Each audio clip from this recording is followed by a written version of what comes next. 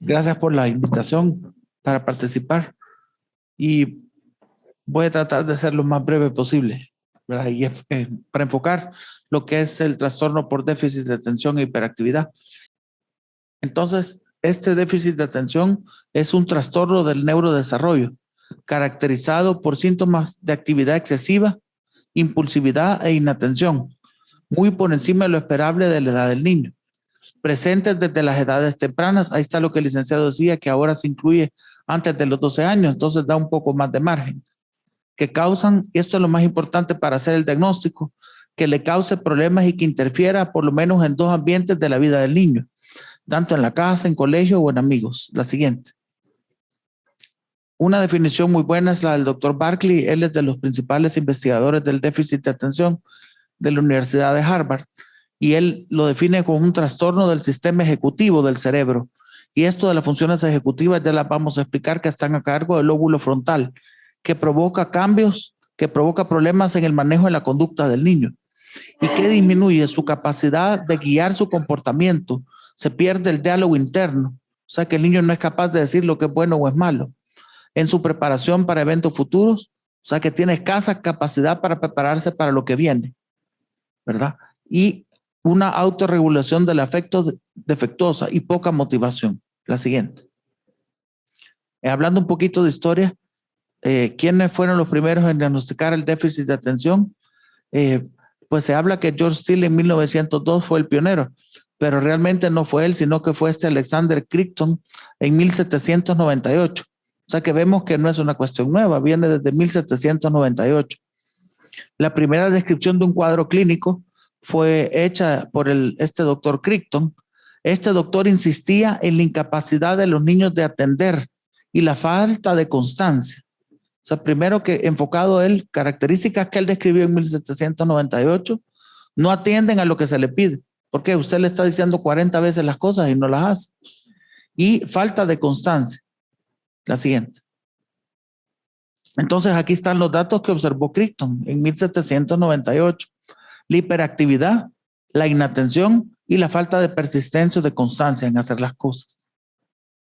Más del 80% de los niños que sufren déficit de atención lo van a seguir teniendo en la adolescencia y va a seguir teniéndolo en la edad adulta el 65%. O sea que es un trastorno crónico.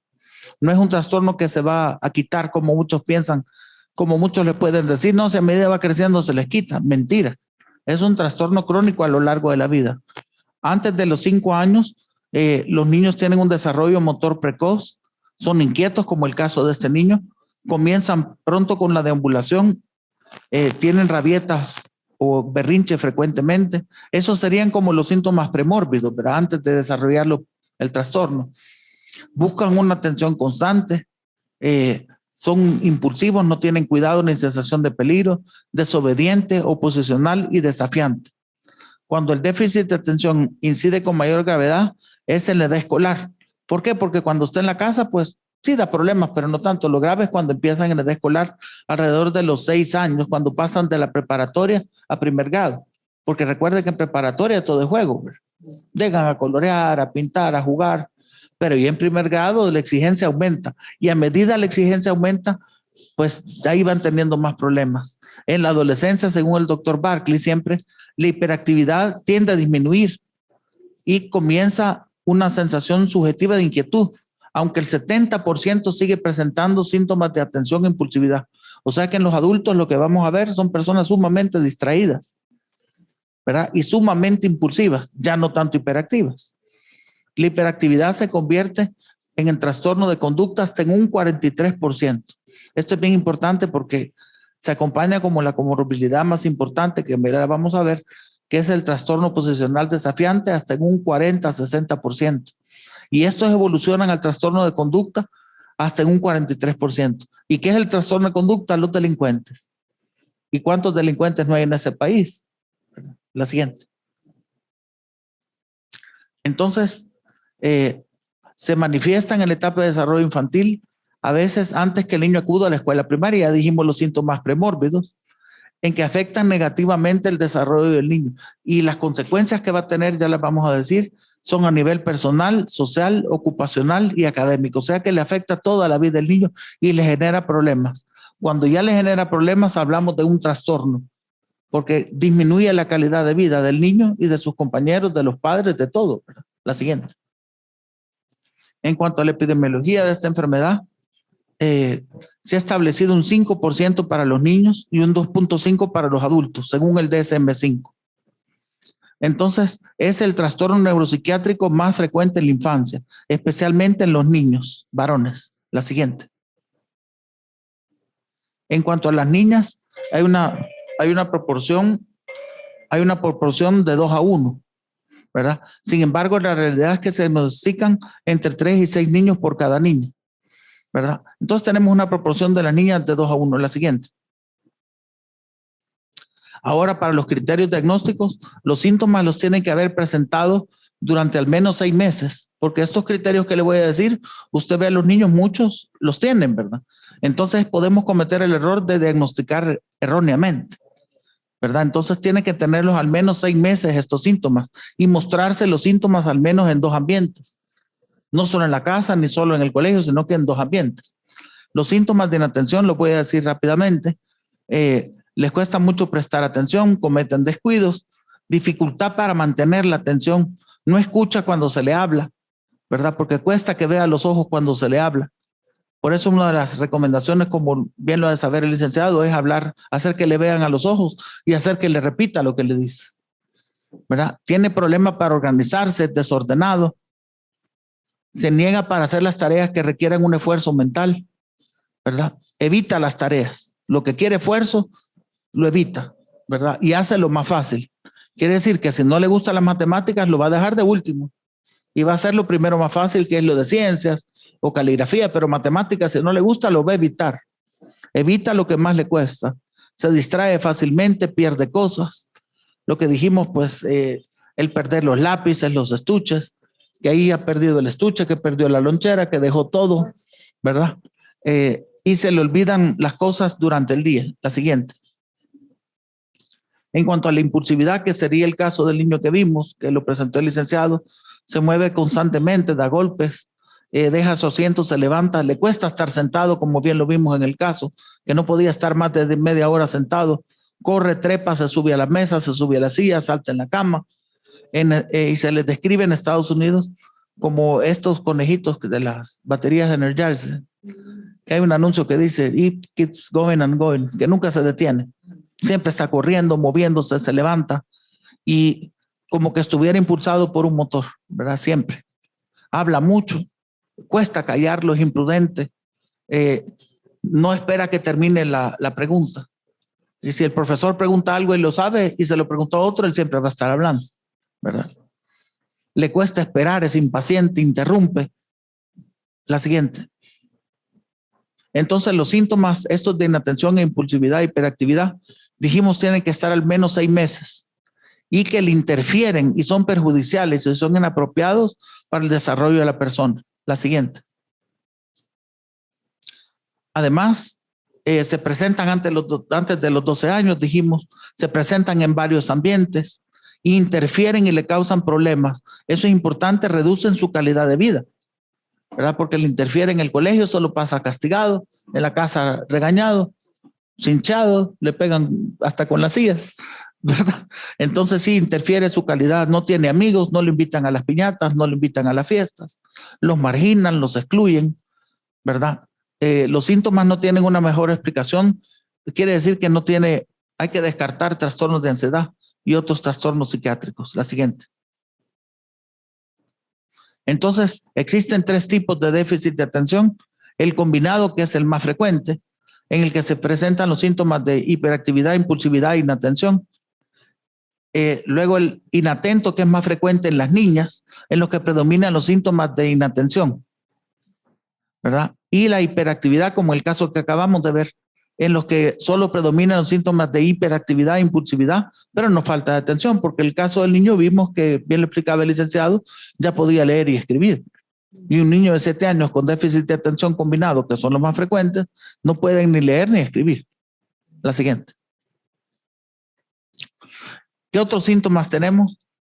Las malas notas que sacan, y es muy inteligente, ¿verdad? Porque en los casos que yo veo, pues saben encender perfectamente el teléfono, la tablet, la televisión, y son muy inteligentes.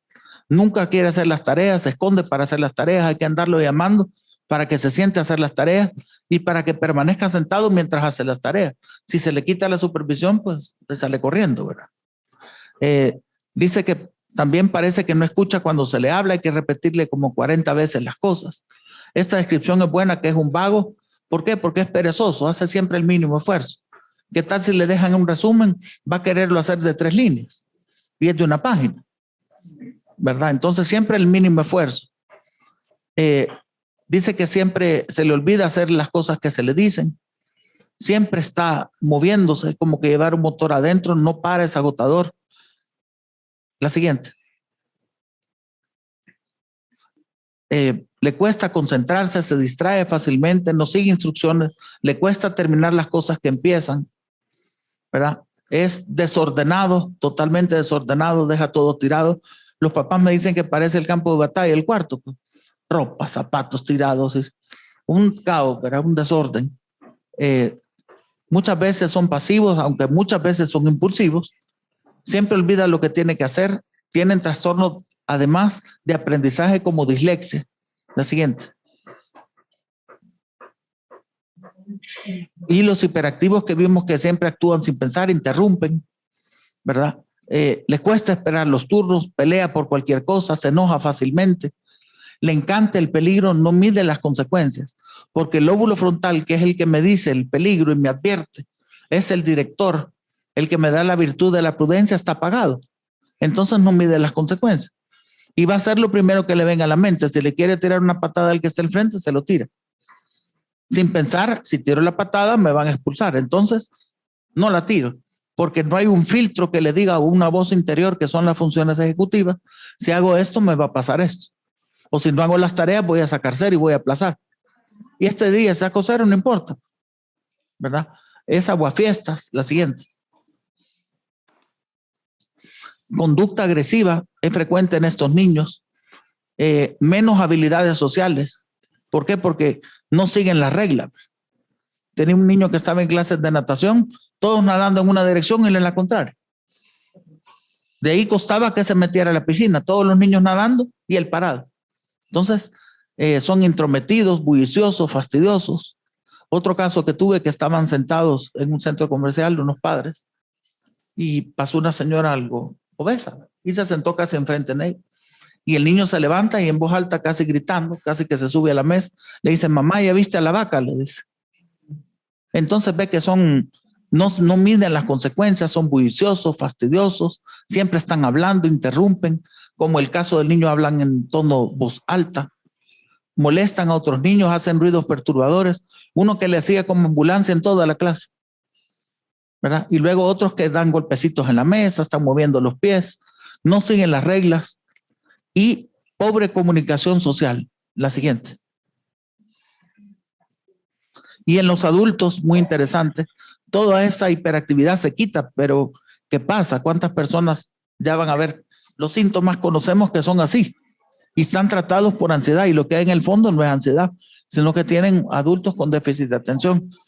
Entonces, hablar mucho, dificultad para concentrarse, dificultad para esperar, impulsivos, se han cambiado muchas veces de carrera, se cambian constantemente de trabajo, tienen divorcios, consumen alcohol, consumen drogas, son despistados, al grado de que un paciente que tuve, adulto, que le echó diésel en lugar de gasolina. Despistes, olvidos, perder las llaves, perder los libros, perder todo. Les cuesta concentrarse, enfocarse, la inquietud. Y por la impulsividad, el riesgo que tienen estos niños es convertirse en adictos, porque la primera vez que les ofrecen las drogas las van a tomar. No es como otro que diga, no hay un freno que les diga, ya me enseñaron que la marihuana es mala, entonces no la uso. Y por eso los embarazos tempranos también, porque la primera que les ofrezcan, a eso van. No hay un filtro y no hay un freno, porque el lóbulo frontal funciona como filtro y freno y está apagado. La siguiente. Entonces, el déficit de atención, pues lo que más común podemos ver que solo son inquietos y que no pueden concentrarse, pero esa sería la punta del iceberg nada más. Si empezamos a hacer una buena historia clínica y agarrar información, pues vemos que hay muchos problemas como la impulsividad, la ansiedad, cambios de humor, malos para tomar decisiones, problemas de memoria, perder cosas constantemente, malo aprendizaje, poca noción del tiempo, de eso que es frecuente que veo en los niños o adolescentes, que les dice a la mamá, voy a pasar por ti a las 9, y son las 9 y está en calzoncillo todavía jugando y gritando en toda la casa. Y llega la mamá y no te has cambiado, ya son las 9. Te dije que empezara las tareas a tal hora. Pobre noción del tiempo, baja tolerancia a la frustración, mala capacidad para seguir conversaciones, dificultad para mantener relaciones, porque son impulsivos, ¿verdad? Les cuesta establecer una buena relación. La siguiente. Y a nivel emocional les cuesta la regulación emocional, lo que les decía, una dificultad para tolerar la frustración. No siguen las reglas del juego y solo ellos quieren ganar. Serían malos deportistas, ¿verdad? Porque digamos que le metieron un gol, el otro reaccionaría tranquilamente. Este va a gritar y le va a gritar hasta el árbitro o a darle patadas al otro. Entonces, pobre tolerancia a la frustración, sentimientos de menor autoeficacia, baja autoestima. ¿Por qué? Porque al no lograr las metas viene la frustración. Malas notas en el colegio, castigos de los padres, regaños, limitaciones, todo es problema. Pues. Entonces su autoestima es baja y su nivel de frustración es muy alto. La siguiente. Entonces, rechazo de los compañeros, ¿verdad? Baja aceptación de los pares. ¿Por qué? Porque no acepta jugar con otros, porque ya le dije, le cuesta seguir las reglas, le pega a los demás, molesta a los demás, grita, interrumpe la clase. Entonces se siente rechazado, ¿verdad? Se siente marginado, se siente apartado, frustrado, y que él se esfuerce en portarse bien, porque les podemos poner metas de conducta, pero en las días siguientes ya las está fallando. Entonces, ¿por qué? Porque no hay el lóbulo frontal que ordene, está apagado, como lo vamos a ver. La siguiente. La siguiente la puede pasar. Entonces, en los adultos, ¿cómo afecta esto? Porque ya dijimos que pueden persistir hasta la adulta hasta un 60%, ¿verdad? Entonces, más que todo quedan con dificultad para organizarse, desorden para acudir a las citas, a los compromisos, desorganización en su vida diaria, antecedentes en la escuela. O sea que si hacemos una rewind, una mirada atrás al adulto con déficit de atención, nos va a decir que el colegio era la colejuda, como decimos. ¿Verdad? Malas notas, lo expulsaban de los colegios. Les cuesta organizarse, desordenados, perder cosas. La siguiente.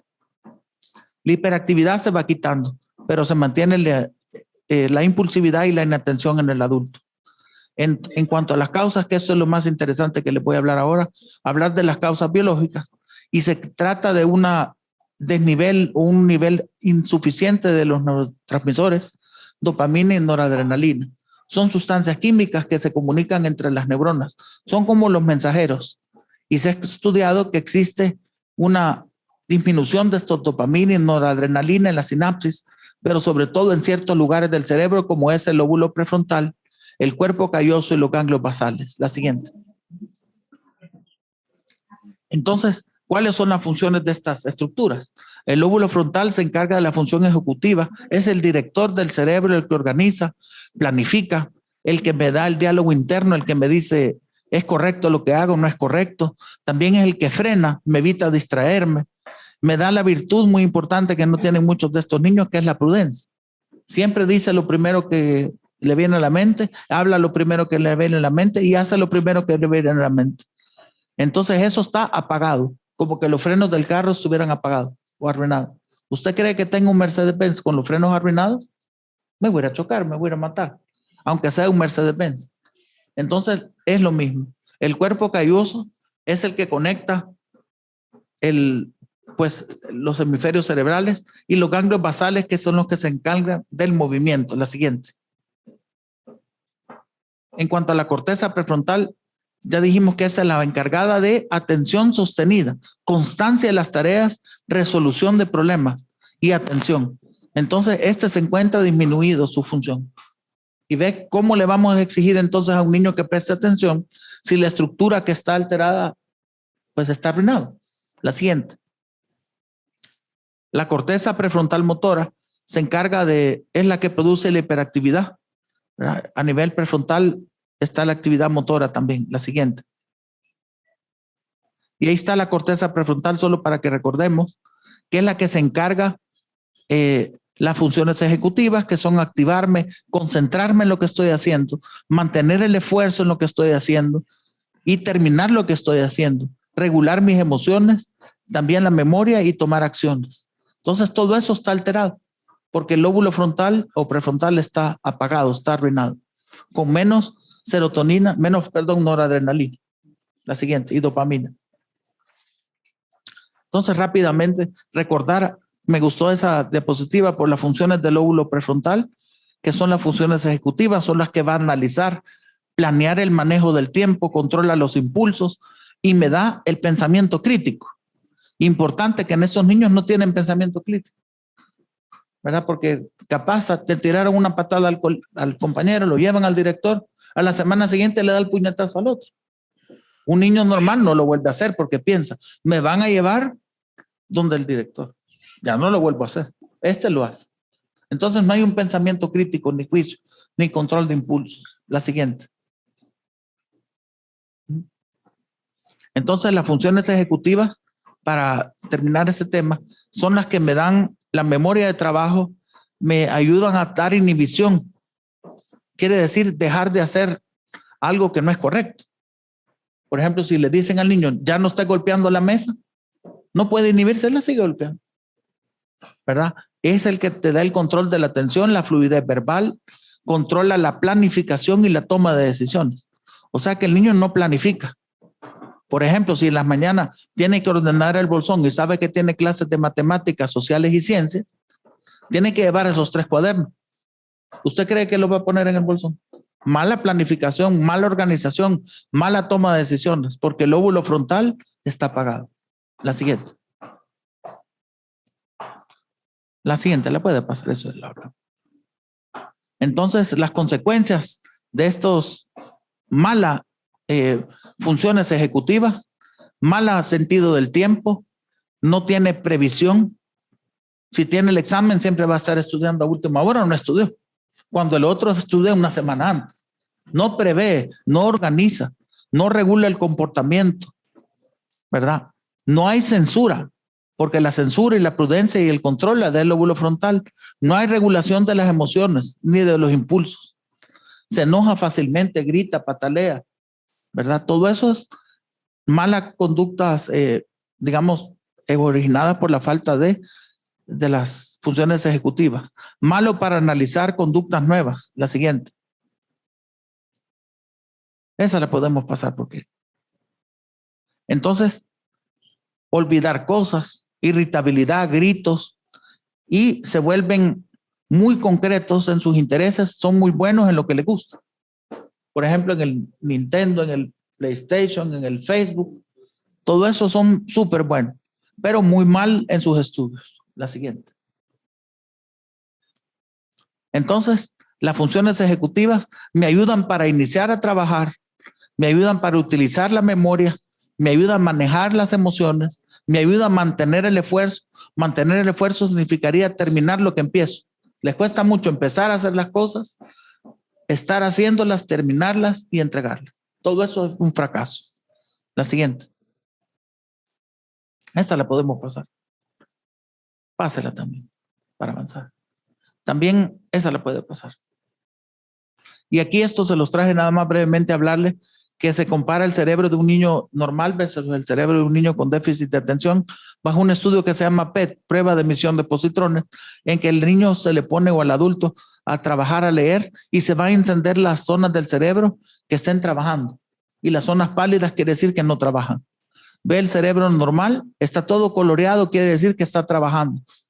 Y el cerebro déficit de atención lo vemos como apagado, menos coloreado que el otro. Tanto en la región prefrontal, todo el cerebro apagado. La siguiente. Entonces, hay en estos estudios de PET cerebral, que es el que le acabo de enseñar, menos funciones frontales, menos funciones occipitoparietales, o sea, todo el cerebro está como apagado, dormido. Hay una hipofuncionabilidad, menor función del cerebro, como apagado, dormido. La siguiente. La siguiente. Entonces, los neurotransmisores, para repetir, están involucrados la dopamina y la noradrenalina. La dopamina se activa en el núcleo accumbens ante estímulos positivos. Esta liberación de dopamina, ante estímulos hace que persistamos en la actividad que estamos haciendo. Por ejemplo, si empezamos a comer un mango y nos gusta, liberamos dopamina y eso nos va a seguir que sigamos comiendo mango y nos va a seguir gustando. Pero como no hay dopamina, el niño no puede, digamos, terminar lo que empieza. La siguiente. La siguiente. Entonces, otros factores que están inmersos en las causas, problemas prenatales, problemas perinatales alrededor del nacimiento del niño y como bajo peso al nacer, como el caso de este niño que estuvo en la incubadora, podría ser un factor bien determinante. Drogadicción de los padres, de la madre en el embarazo, abuso de sustancias.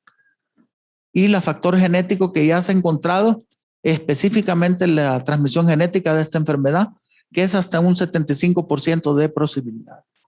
O sea que es una enfermedad de las más genéticas. El bajo peso al nacer multiplica hasta 3 veces el riesgo de padecer déficit de atención y que la madre fume durante el embarazo lo multiplica por 3. La siguiente.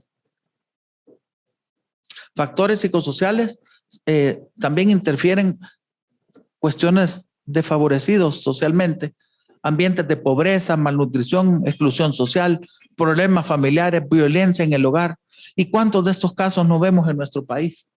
Violencia hacia los niños, drogadicción de los padres, abandono, la migración, ¿verdad? Abusos físicos, todo eso interfiere. La siguiente. Esa la podemos pasar porque ya lo hablamos. También. En cuanto a la evolución de esta enfermedad, se manifiesta antes de los 7 años, ya hablamos de los síntomas premórbidos, ¿verdad? El que sea muy inquieto, que solo pase haciendo berrinches, irritable. Más del 80% de los niños continúan presentando en la adolescencia y hasta el 30-65% en los adultos. Hasta los 5 años ya dijimos, problemas motores pueden tener. Son inquietos. Durante la edad escolar pues ya empiezan a manifestar todos los síntomas y en la adolescencia se producen cambios porque ya a partir de la adolescencia se disminuye la hiperactividad y se queda la inatención y la impulsividad.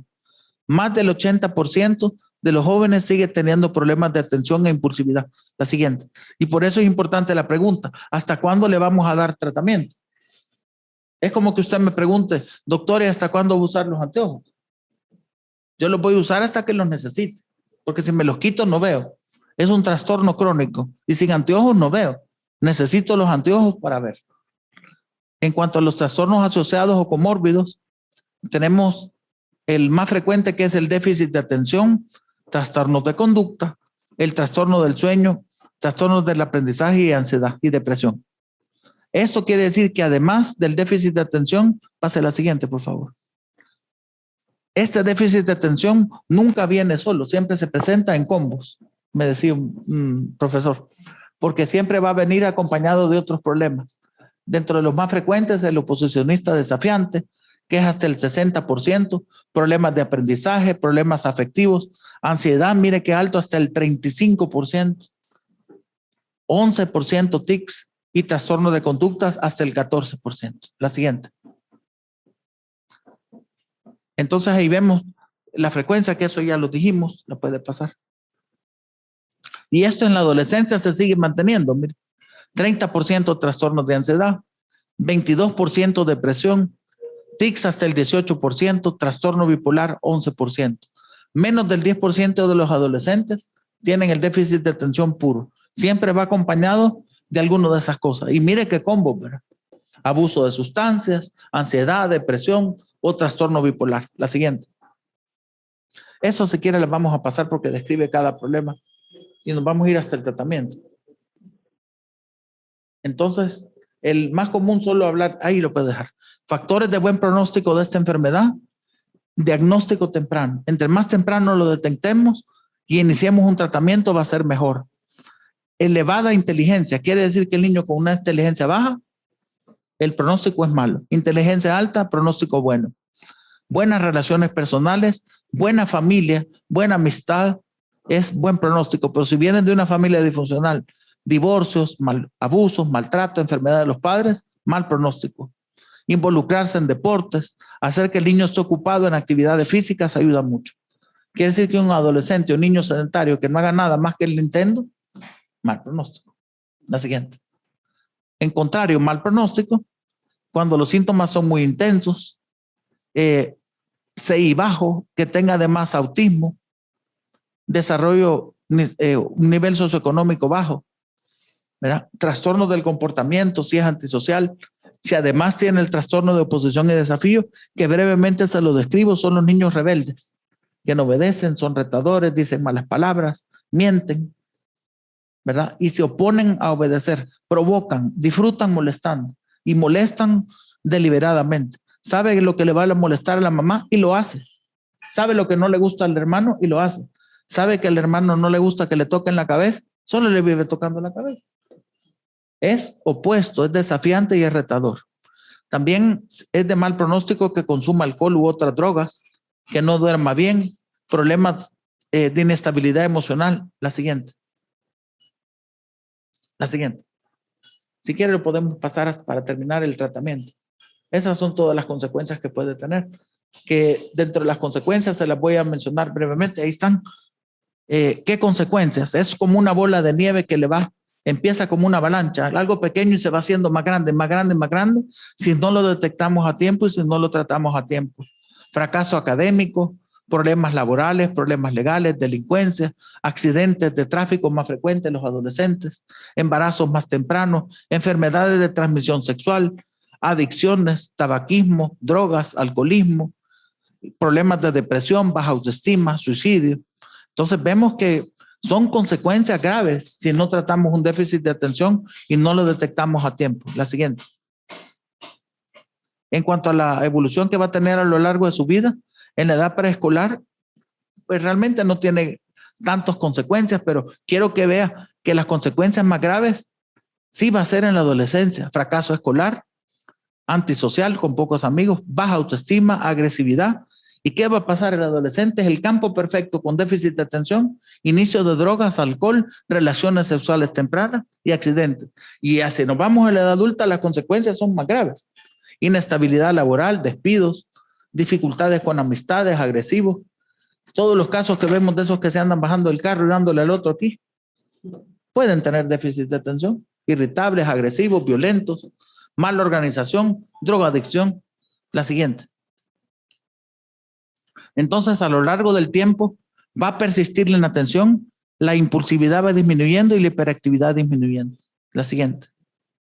Y el tratamiento, para terminar, son los estimulantes, los primeros. La siguiente. Dentro de los estimulantes, el metilfenidato es que Ritalina, que ahora tenemos ausencia en el país, pero su vida media es de 3 o 4 horas, hay que darlo varias veces al día, pero ya tenemos en El Salvador Concerta o Medikinet, que dura 12 horas. ¿Verdad? Entonces este sería mejor. Su mecanismo de acción consiste en aumentar los neurotransmisores dopamina y noradrenalina en el cerebro, específicamente en el lóbulo prefrontal. Entonces hay estudios de PET post-metilfenidato donde aparece el lóbulo prefrontal ya encendido y coloreado. La siguiente. Entonces el metilfenidato, ¿por qué nos gusta tanto darlo? Y aquí es donde nos acusan a los psiquiatras que somos pastilleros, que tenemos tener drogado al niño. No. Simplemente va a ser despertar lo que está dormido. El lóbulo frontal, que es el director, se despierta. Entonces, va a mejorar la atención, disminuye la hiperactividad, disminuye la impulsividad, mejora la coordinación. Yo he sido testigo de ver cuadernos de niños sin tratamiento, ya con tratamiento. De no copiar en la clase, copiar en la clase. De los cuadernos todos tachados, manchados, borrados, arrancados con dibujos, a un cuaderno ordenado. Mejora sus habilidades deportivas porque ya siguen las reglas. Mejora la integración y mejora su participación en la clase y la conducta. La siguiente. En cuanto al bupropión, es un antidepresivo que aumenta también la dopamina. Entonces se puede ocupar porque aumenta la dopamina, sobre todo en adolescentes, ¿verdad? El nombre comercial es Wellbutrin, viene de 75 y 150 miligramos. Entonces, también se ha visto que al aumentar la dopamina puede mejorar la atención, sobre todo ocuparlo en adolescentes. La siguiente. Y la modafinilo, que aquí se llama nombre comercial Carim, viene de 200 miligramos. Este es un fármaco también estimulante, porque también aumenta la dopamina y aumenta la noradrenalina. Se ocupa en la narcolepsia, que es una enfermedad que las personas padecen de mucho sueño. Entonces es un estimulante y se ocupa sobre todo en adolescentes y en adultos. Puede dar insomnio, lógico, porque si se lo dan en la tarde no va a dormir. Entonces tiene que darlo por la mañana, disminuye el apetito y como el modafinilo es estimulante, puede hacer que la persona se vuelva más irritable. Entonces por eso en los niños se ocupa poco, más que todo en los adolescentes y en los adultos. La siguiente. Y la estratera, que es la atomoxetina, es el nombre químico, el nombre comercial estratera. Este, pues, es un antidepresivo que lo que hace es aumentar la noradrenalina y también la dopamina en la corteza prefrontal, ¿verdad? Se administra en dosis única, pero sí tiene bastantes efectos secundarios. La siguiente. Y que tarda en actuar de 2 a 4 semanas. Imagínense que los papás están desesperados ya, ¿verdad? Y le empiezan a dar la estratera y le va a mejorar en un mes, lo expulsan del colegio. El metilfenidato, el efecto lo ve a los 15 minutos, pero tiene un gran ventaja, que también que si el paciente tiene adolescente o adulto, niño, con ansiedad o depresión, es el de elección, porque mejora la ansiedad, quita la depresión y además le va a quitar el déficit de atención y que no tiene potencial de abuso. O sea que no vamos a tener que añadirle un antidepresivo o un ansiolítico, sino que una dosis de estratera, que es el nombre comercial, que viene de 25 miligramos, 50, 60, con eso estaría basta para tratar la ansiedad comórbida. Recordemos que hasta el 30% tienen depresión y ansiedad. Entonces ahí matamos 2 pájaros de un tiro. La siguiente. Entonces también en los adolescentes con abuso de sustancias es de elección. La siguiente. Entonces, algo importante, que las dosis que prescribimos estos medicamentos son medicamentos que no son adictivos. Quizás ese es el punto más importante, porque nos acusan que le vamos a dar pastillas a los niños que los queremos volver adictos. Nada de eso es cierto. Incluso el doctor Barkley habla de la Universidad de Harvard, que al dar estos medicamentos protegemos a los niños de ser adictos. Porque en la adolescencia es la edad perfecta para que inicie la marihuana, perfecta para que inicie el alcohol. ¿Qué tal si llega sin tratamiento a la adolescencia y le ofrecen el porro de marihuana? Vamos, con todo. O le ofrecen una línea de coca o fentanilo, tantas drogas que hay ahora, pues las va a agarrar. Entonces prevenimos que el hijo sea drogadicto. No queremos que sus hijos sean adictos, se les dice a los padres. Queremos prevenir que sus hijos sean adictos. Porque al estar tratando el déficit de atención, encendemos el lóbulo frontal que lo va a volver razonable, que piense y que antes de actuar piense. La siguiente. Y para terminar, la terapia cognitivo-conductual, que ya la mencionó el licenciado, se van poniendo metas de conducta, se les enseña el autocontrol, el autoestima y la modificación de pensamientos. Se les enseña a controlarse. Paro, pienso, me controlo, ¿verdad? Y se les enseña a pensar antes de actuar. El semáforo se puede ocupar, yo lo ocupo bastante. Que los papás impriman los semáforos verde, rojo y amarillo y se los pasan enseñando, ¿verdad? Y se les ponen metas de conducta diarias, como levantarse a 1 hora, desayunar a 1 hora, sentarse a las tareas a hacer 1 hora y limitar los videojuegos a 1 hora al día, se han cumplido con las metas de conducta que tienen. Es difícil, ¿verdad? Porque ahora hay un, como decimos en inglés, un free for all para los juegos y les dejan los juegos desde que despiertan hasta en la noche. Y la pandemia ha contribuido al desorden ese, ¿verdad? Que todos hemos pasado pegados a la pantalla, sea al celular o al televisor. Entonces tenemos que modificar y las metas de conducta consisten en eso, en poner un orden, ¿verdad? Hora de levantarse, hora de acostarse, hora de comer, hora de hacer tareas. Y se le enseña la autoestima también, porque recordemos lo que hablamos, que se sienten de menos, ¿verdad? Frustrados, que nada les sale bien, solo castigados. Y no es que el niño no quiera sacar buenas notas, él quiere portarse bien. Pero ¿cómo se va a portar bien si el cerebro no está bien? Entonces necesitamos recuperar el equilibrio del cerebro. La siguiente, para terminar. Entonces, instrucciones cortas y claras, repetir, hacer que el niño repita, que anote, que lleve una agenda. Nunca le pida que haga varias cosas a la vez. Dividir las tareas en tiempo, ¿verdad? Fecha y hora límite. Trabajar en un lugar silencioso, nunca en su cuarto. Que nunca haga las tareas en su cuarto. ¿Por qué? Porque ahí tiene la computadora, tiene el televisor, tiene muchas cosas que lo distraen. Que las haga en un comedor. A establecer rutinas. La siguiente. Entonces el éxito se logra, para terminar, combinando el tratamiento farmacológico, conductual y conductivo. Por eso en España, donde yo estudié, se trabajaba en equipo con los psicólogos, y eso pienso yo que se ha perdido mucho en nuestro país, y deberíamos de ver la manera de reinventar un tratamiento en equipo para el tratamiento del déficit de atención, en que vaya combinado el medicamento con la terapia cognitivo-conductual, ¿verdad? Y eso los psicólogos están altamente calificados, y se forma un equipo entre el niño, los padres, ¿verdad? El psiquiatra y los maestros. No es fácil, es multidisciplinario. Y entre los fármacos, ya dijimos, los más importantes son los estimulantes, que es el metilfenidato. La siguiente. Así que agradezco mucho su atención.